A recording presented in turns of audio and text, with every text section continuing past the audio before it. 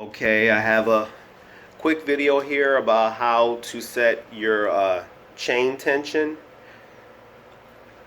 So basically we have the tensioner, the axle, and the axle bolt, and we have one on both sides. You can see over there another tensioner. And the issue that I tend to have is that when I try to tighten one bolt, the chain seems to tense up beyond the recommended amount, which is about 12 millimeters of to 15 millimeters of up and down play from the lowest point to the highest point, about 12 millimeters, also known as half an inch. And I played with this so many different ways until I came up with this technique that addresses all of the major issues. So I want to share it with you guys.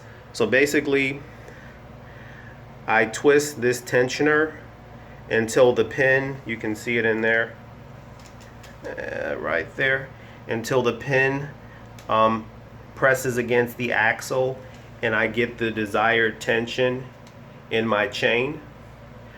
Then I'll count the number of threads. Let's see, I'll count the number of threads on the chain tensioner on this side, and then I'll go to the other side here and make sure that I have the same number of threads visible. So that basically will ensure that you have equal spacing here for your wheel spacing.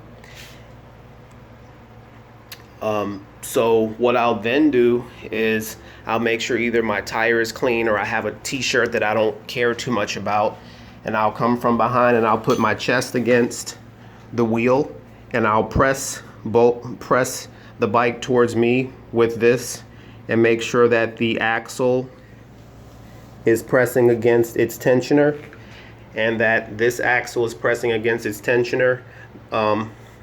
Then I'll hand tighten these bolts won't be on. Then I'll hand tighten these bolts symmetrically from behind.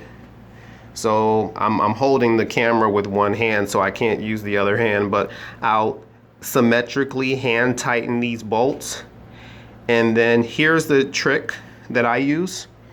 I use 2 wrenches, and I set one wrench up on the drivetrain side, right about here, and I'll set the other wrench up on the non-drivetrain side.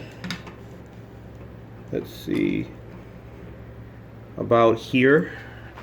So as you can see, we have a 2 wrench setup. This wrench is going to go down towards the floor, and this wrench is also going to go down towards the floor. So basically these 2 wrenches are going to move towards each other, and it's easier to do this without a camera phone.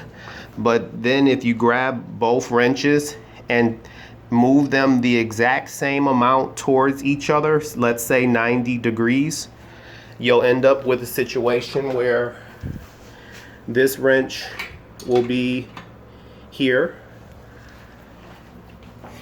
and this wrench will be here, and they'll just basically move towards each other. And I find that this counterbalancing symmetrical torque tends to cause these 2 seat stays and chain stays to move towards each other, sandwiching the wheel in a very symmetrical way, so that